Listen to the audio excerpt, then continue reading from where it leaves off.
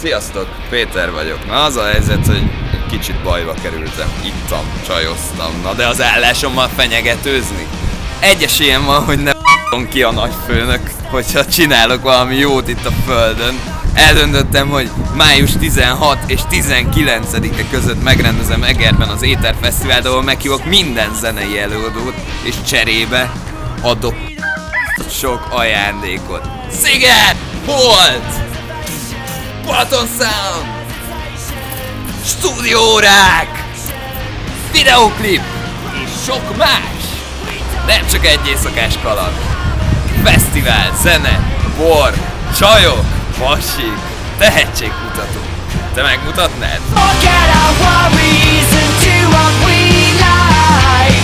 Come on, come on, come on, come on.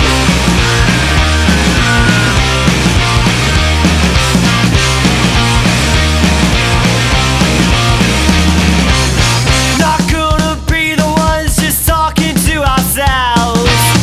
Not gonna be the ones just sitting on the shelf.